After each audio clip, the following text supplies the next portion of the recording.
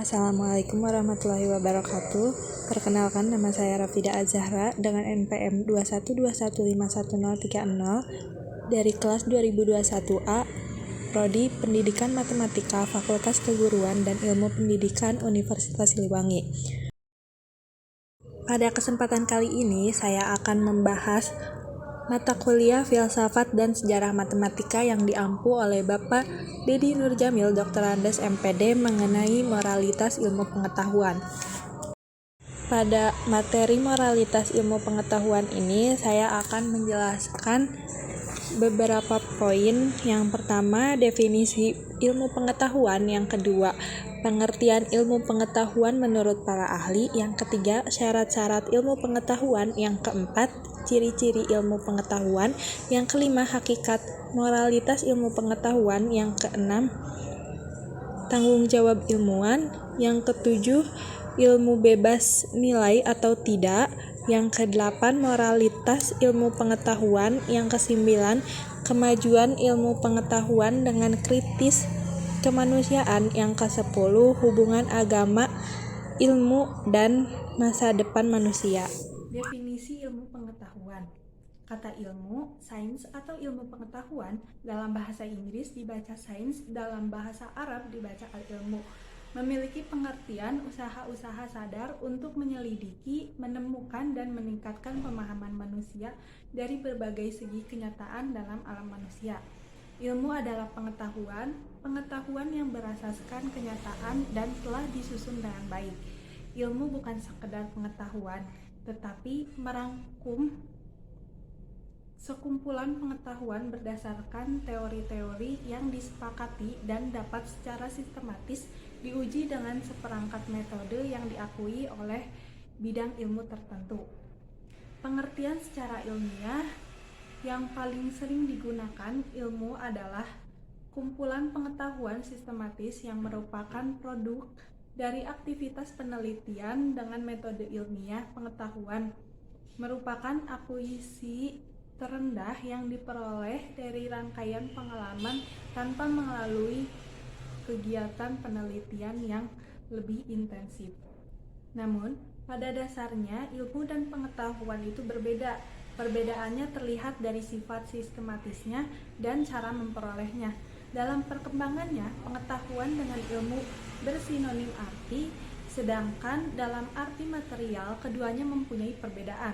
Segi-segi ini dibatasi agar dihasilkan rumus-rumusan yang pasti. Ilmu memberikan kepastian dengan membatasi lingkup pandangannya, dan kepastian ilmu-ilmu diperoleh dari keterbatasannya. Dengan kata lain, ilmu berbeda dengan ilmu pengetahuan. Demikian juga pengetahuan yang berbeda dengan ilmu pengetahuan. Istilah pengetahuan sangat luas maknanya. Oleh karena itu, tambahan kata ilmu dapat mempersempitnya. Ilmu pengetahuan adalah produk dari epistemologi. Dengan kata lain, ilmu terbentuk dari 3 cabang filsafat, yakni ontologi, epistemologi, dan aksiologi. Jika ketiga cabang tersebut terpenuhi, berarti sah dan diakui sebagai sebuah ilmu. Ilmu pengetahuan ialah suatu proses pembentukan pengetahuan yang terus-menerus sampai menjelaskan fenomenanya yang bersumber dari wahyu, hati, dan semesta sehingga dapat diperiksa atau dikaji secara kritis dengan tujuan untuk memenuhi hakikat, landasan dasar, dan asal-usulnya sehingga dapat juga memperoleh hasil yang logis. Ilmu pengetahuan merupakan usaha yang bersifat multidimensional sehingga dapat didefinisikan dalam berbagai cara dan tidak baku. Ilmu pengetahuan dalam arti lainnya adalah suatu sistem dari berbagai pengetahuan yang didapatkan dari hasil pemeriksaan yang dilakukan secara teliti dengan menggunakan suatu metode tertentu. Jadi, ilmu itu adalah segala proses kegiatan terhadap suatu keadaan dengan cara menggunakan alat, prosedur, cara, metode sehingga menghasilkan pengetahuan baru bagi manusia itu sendiri. Dapat disimpulkan Ilmu pengetahuan adalah usaha-usaha sadar untuk menyelidiki, menemukan, dan meningkatkan pemahaman manusia dari berbagai segi kenyataan dalam alam manusia. Segi-segi ini dibatasi agar dihasilkan rumusan-rumusan yang pasti. Ilmu memberikan kepastian dan membatasi lingkup pandangannya, dan kepastian ilmu-ilmu diperoleh dari keterbatasannya. Ilmu bukan sekadar pengetahuan, tetapi merangkum sekumpulan pengetahuan berdasarkan teori-teori yang disepakati dan dapat secara sistematis diuji dengan seperangkat metode yang diakui dalam bidang ilmu tertentu. Dipandang dari sudut filsafat, ilmu terbentuk karena manusia yang berusaha berpikir lebih jauh mengenai pengetahuan yang dimilikinya. Jika ketiga cabang itu terpenuhi, berarti sah dan diakui sebagai sebuah ilmu. Ilmu alam hanya bisa menjadi pasti setelah lapangannya dibatasi ke dalam hal yang bahani materi saja. Atau ilmu psikologi hanya bisa meramalkan perilaku manusia jika lingkup pandangannya dibatasi ke dalam segi umum dari perilaku manusia yang konkret. Berkenaan dengan contoh ini, ilmu-ilmu alam menjawab pertanyaan tentang berapa jarak matahari dan bumi. Atau ilmu psikologis menjawab apakah seorang pemudi cocok menjadi perawat. Selanjutnya, pengertian ilmu pengetahuan menurut para ahli. Selain pengertian ilmu pengetahuan secara umum, masih banyak pendapat dan pandangan para ahli yang berbeda-beda dalam mendefinisikan apa itu ilmu pengetahuan. Di antaranya, yang pertama ada pendapat dari Muhammad Hatta bahwa ilmu pengetahuan adalah pengetahuan atau studi yang teratur tentang pekerjaan hukum umum, sebab akibat dalam suatu kelompok masalah yang sifatnya sama baik dilihat dari kedudukan maupun hubungannya. Yang kedua, pendapat dari Dadang Ahmad berpendapat bahwa ilmu pengetahuan adalah suatu proses pembentukan pengetahuan yang terus-menerus hingga dapat menjelaskan fenomena dan keberadaan alam itu sendiri. Yang ketiga, ada pendapat dari Bapak Minto Rahayu. Ilmu adalah pengetahuan yang telah disusun secara sistematis dan berlaku umum. Yang keempat ada dari Bapak Syahruddin Kasim, bahwa ilmu pengetahuan adalah pancaran hasil metabolisme ragawi sebagai hidayah Sang Pencipta yang berasal dari proses interaksi fenomena melalui dimensi hati, akal, nafsu, dan rasional, empirik dan hakiki dalam menjelaskan khasanah alam semesta demi untuk menyempurnakan tanggung jawab kekhalifahan. Yang selanjutnya ada pendapat dari Bapak Helmi Al-Khoto, bahwa ilmu pengetahuan adalah suatu proses pembentukan pengetahuan yang terus-menerus sampai menjelaskan fenomena dan keberadaan alam itu sendiri. Selanjutnya ada pendapat dari Bapak Asyim Montagu, bahwa ilmu pengetahuan adalah sebagai pengetahuan yang disusun dalam satu sistem yang berasal dari pengalaman, studi, dan percobaan yang telah dipakai untuk menentukan hakikat prinsip tentang hak yang sedang dipelajari. Avayanep berpendapat bahwa ilmu pengetahuan adalah pengetahuan manusia tentang alam, masyarakat, dan pikiran. Yang kedelapan, pendapat dari Bapak Dijanti Amin, bahwa ilmu pengetahuan adalah sesuatu yang berawal dari pengetahuan, bersumber dari wahyu, hati, dan semesta yang memiliki paradigma, objek pengamatan, metode, dan media komunikasi, membentuk sains baru dengan tujuan untuk memahami semesta, untuk memanfaatkannya, dan menemukan diri untuk menggali potensi fitrawi guna mengenal Allah. Selanjutnya ada pendapat dari Prof. Sondang Siagian bahwa ilmu pengetahuan adalah suatu objek ilmiah yang memiliki kelompok prinsipal, dalil, rumus yang melalui percobaan yang sistematis dilakukan berulang kali telah teruji kebenarannya. Dalil-dalil, prinsip-prinsip, dan rumus-rumus mana yang dapat diajarkan dan dipelajari. Yang ke-10 ada pendapat dari Dr. Andes S. Abu Bakar. Ilmu pengetahuan adalah suatu pendapat atau buah pikiran yang memenuhi persyaratan dalam ilmu pengetahuan tersebut, suatu bidang masalah tertentu. Di antara banyaknya tokoh yang menggunakan pengertian tentang ilmu pengetahuan, saya sendiri dapat mengambil kesimpulan bahwa ilmu pengetahuan merupakan pengetahuan atau studi yang teratur tentang pekerjaan hukum, suatu proses pembentukan pengetahuan yang terus-menerus hingga dapat menjelaskan fenomena dan keberadaan alam itu sendiri, pengetahuan yang telah disusun secara sistematis dan berlaku umum. Pancaran hasil metabolisme ragawi sebagai hidayah Sang Pencipta yang berasal dari proses interaksi fenomena fitrawi melalui dimensi hati, akal, nafsu yang rasional, empirik, dan hakiki dalam menjelaskan hasanah alam semesta demi untuk menyempurnakan tanggung jawab kekhalifahan. Selanjutnya, syarat-syarat ilmu pengetahuan. Menurut N.S. Asmadi, syarat-syarat ilmu pengetahuan itu ada 7. Yang pertama, logis atau masuk akal, sesuai dengan kaidah ilmu pengetahuan yang diakui kebenarannya. Yang kedua, objektif, sesuai berdasarkan objek yang dikaji dan didukung dari fakta empiris. Yang ketiga, metodik, diperoleh dari cara tertentu dan teratur yang dirancang, diamati, dan terkontrol. Yang keempat, sistematik, disusun dalam suatu sistem satu dengan saling berkaitan dan menjelaskan sehingga satu kesatuan.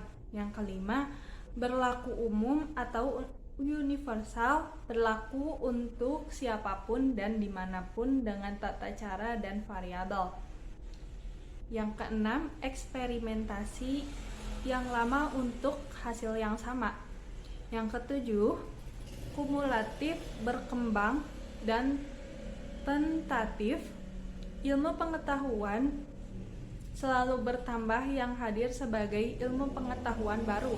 Ilmu pengetahuan yang salah harus diganti dengan yang benar, disebut sifat tentatif.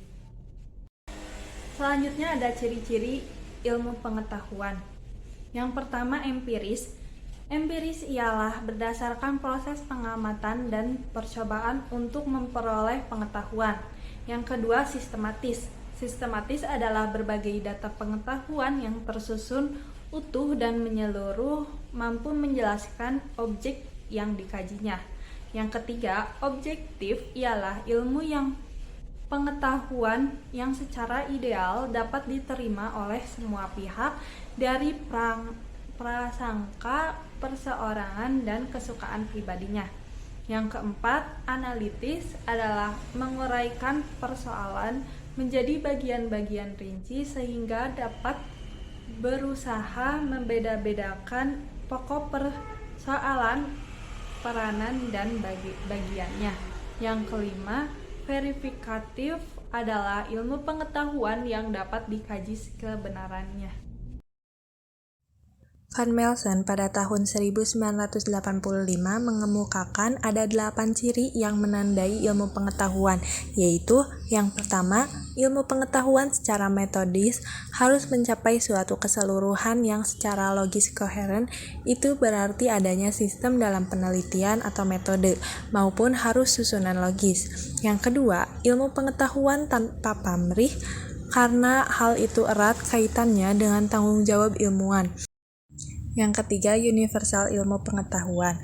Yang keempat, objektivitas, artinya setiap ilmu terpimpin oleh objek dan tidak didistorsi oleh prasangka-prasangka subjektif. Yang kelima, ilmu pengetahuan harus dapat diverifikasi oleh semua peneliti ilmiah yang bersangkutan. Karena itu, ilmu pengetahuan harus dapat dikomunikasikan. Yang keenam, progresivitas, artinya suatu jawaban ilmiah baru bersifat ilmiah sungguh-sungguh bila mengandung pertanyaan-pertanyaan baru dan menimbulkan problem-problem baru lagi. Yang ketujuh, kritis, artinya tidak ada teori yang definitif. Setiap teori terbuka bagi suatu peninjau kritis yang memanfaatkan data-data baru. Yang kedelapan, ilmu pengetahuan harus dapat digunakan sebagai perwujudan kebertautan antara teori dengan praktis. Yang selanjutnya, hakikat moralitas ilmu pengetahuan. Filsafat sebagai proses berpikir yang sistematis dan rasional juga memiliki objek material dan objek formal. Objek material filsafat adalah segala yang ada. Segala yang ada mencakup ada yang tampak dan ada yang tidak tampak. Objek material filsafat ada 3 bagian, yaitu yang ada dalam alam empiris, yang ada dalam pikiran, dan yang ada dalam kemungkinan. Adapun objek formal dan rasional adalah sudut pandang yang menyeluruh, radikal, dan rasional tentang segala yang ada.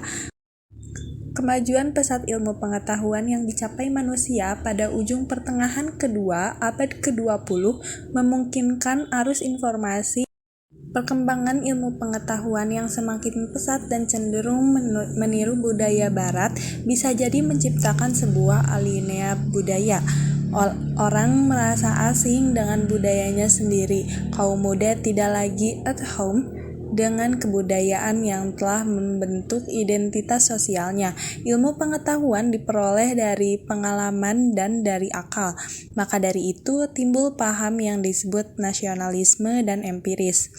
Ilmu pengetahuan adalah kerangka konseptual atau teori yang saling berkaitan yang memberi tempat untuk perkajian dan pengujian secara kritis dengan ilmiah oleh ahli-ahli dalam bidang yang sama yang bersifat bermetode, sistematis, objektif, dan universal. Penerapan ilmu pengetahuan membutuhkan dimensi etis sebagai pertimbangan. Yang selanjutnya mengenai tanggung jawab ilmuwan. Ilmu menghasilkan teknologi yang diperagakan masyarakat. Penerapan ilmu di masyarakat juga menjadi keberkahan bagi masyarakat dan dapat mengubah keberadaban bagi manusia, tetapi juga bisa menimbulkan bencana bagi manusia apabila menyalahgunakan hasil karya para ilmuwan. Disinilah pemanfaatan dan teknologi perlu diperhatikan sebaik-baiknya di hadapan masalah moral dan akses ilmu dan teknologi yang bersifat merusak. Maka para ilmuwan bias dinobatkan sebagai 2 golongan pendapat. Ilmu harus bersifat netral terhadap nilai-nilai baik secara ontologis maupun secara aksiologi. Golongan yang pertama ini ingin melanjutkan tradisi kenetralan sebuah ilmu seperti pada waktu era Galileo. Oleh karena itu, tanggung jawab ilmuwan terhadap masa depan kehidupan manusia diantaranya adalah: yang pertama, ilmu adalah berkembang secara pesat dan makin eksotis sehingga para ilmuwan mengakui akses-akses yang mungkin terjadi bila terjadi penyalahgunaan hasil karya para ilmuwan. Yang kedua, ilmu telah berkembang sedemikian rupa di mana terdapat kemungkinan bahwa ilmu dapat mengubah manusia dan kemanusiaan yang paling hakiki seperti para kasus revolusi genetik dan teknik pembuatan sosial. Tanggung jawab profesional terhadap dirinya sendiri, sesama ilmuwan dan masyarakat, yaitu menjamin kebenaran dan keterandalan pernyataan-pernyataan ilmu yang dibuat secara formal, agar semua pernyataan ilmiah yang dibuat selalu benar dan memberikan tanggapan apabila ia merasa ada pernyataan. Yang selanjutnya, ilmu bebas nilai atau tidak.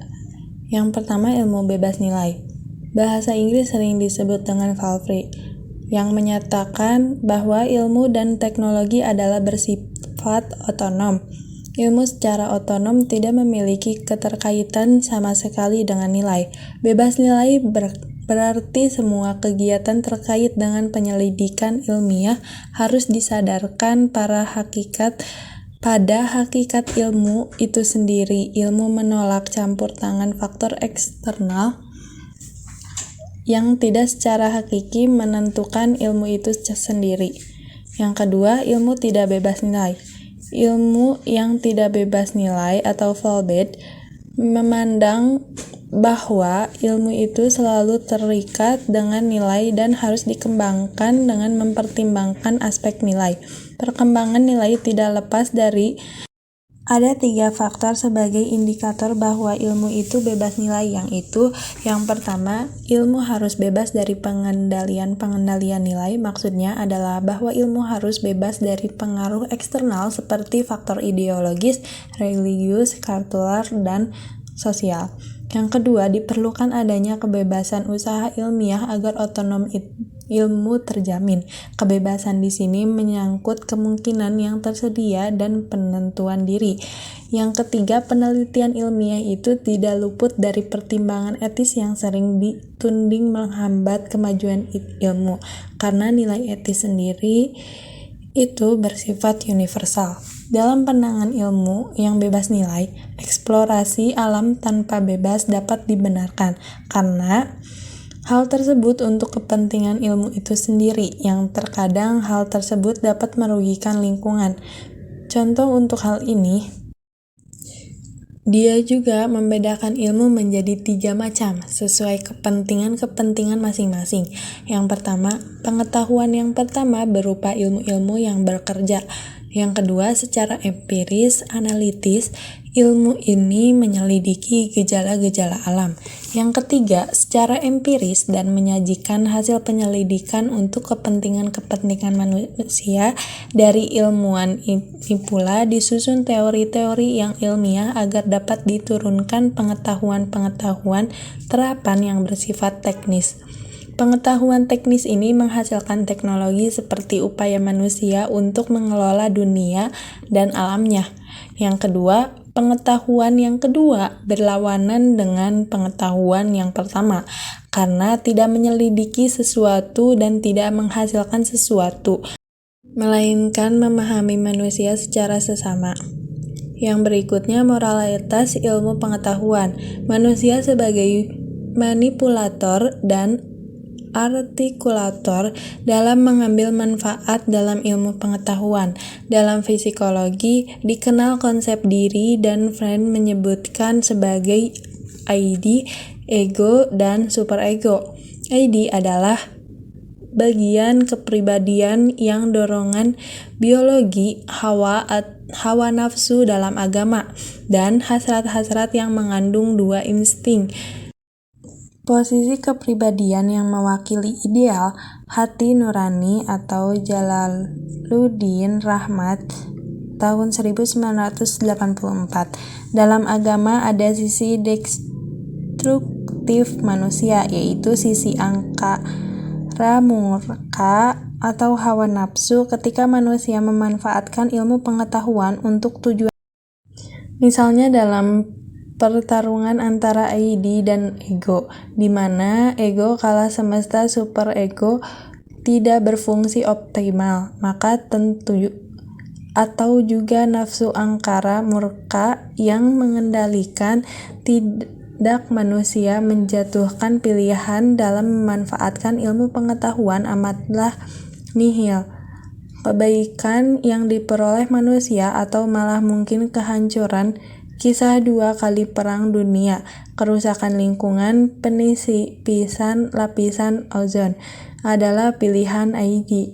Dari kepribadian manusia yang mengalahkan ego maupun superegonya, etika adalah pembahasan mengenai mengalahkan ego maupun superegonya. Etika adalah pembahasan mengenai baik buruk, semestinya benar dan salah.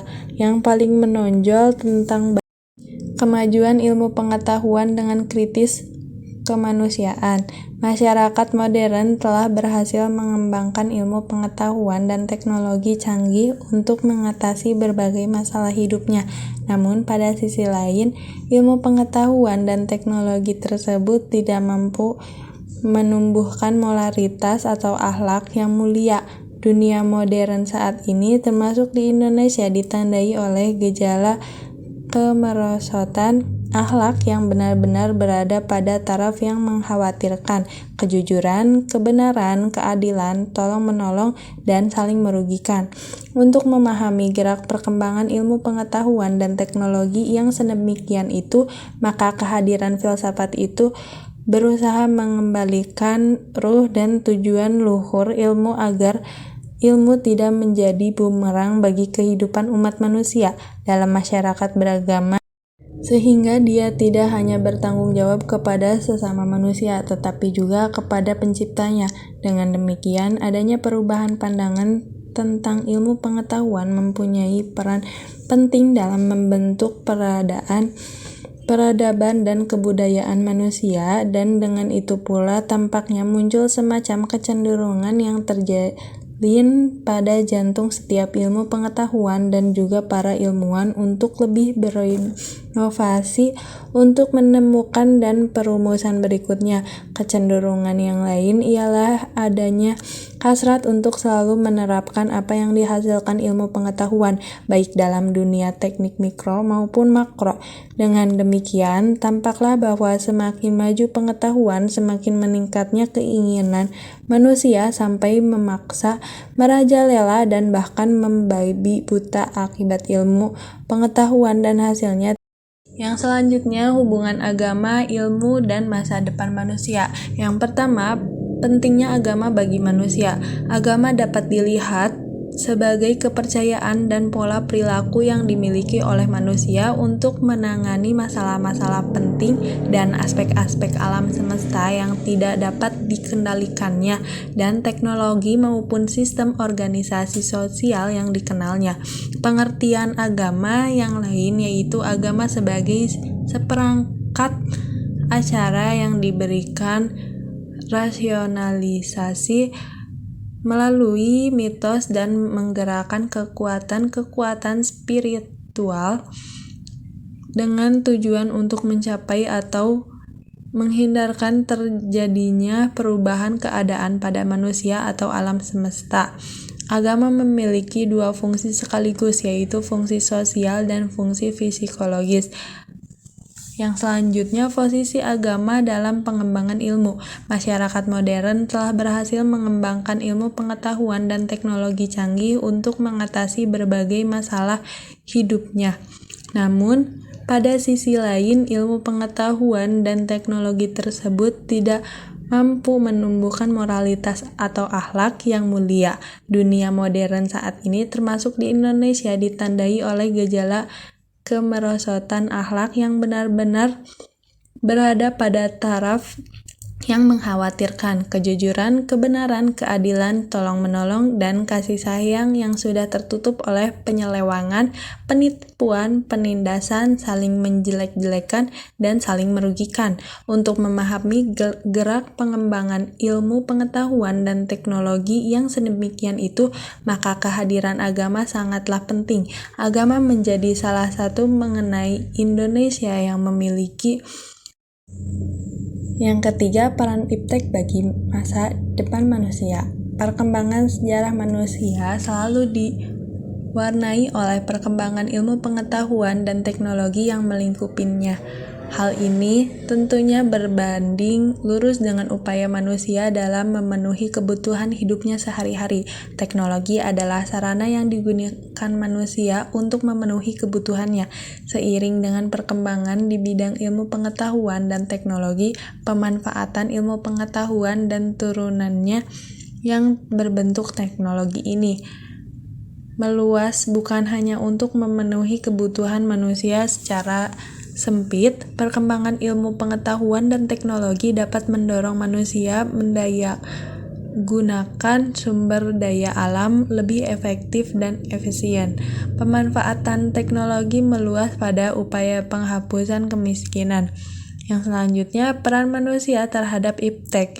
Perkembangan sejarah manusia selalu diwarnai oleh perkembangan ilmu pengetahuan dan teknologi yang melingkupinya. Hal ini tentunya berbanding lurus dengan upaya manusia dalam memenuhi kebutuhan hidupnya sehari-hari, dan teknologi adalah sarana yang digunakan manusia untuk memenuhi kebutuhan secara definitif. Ilmu adalah pengetahuan yang membantu manusia dalam mencapai tujuan hidupnya, maka patutlah dikatakan bahwa peradaban manusia sangat bergantung kepada ilmu dan teknologi. Berkat kemajuan dalam bidang ini, pemenuhan kebutuhan manusia bisa dilakukan secara cepat dan lebih mudah. Jujun 2003.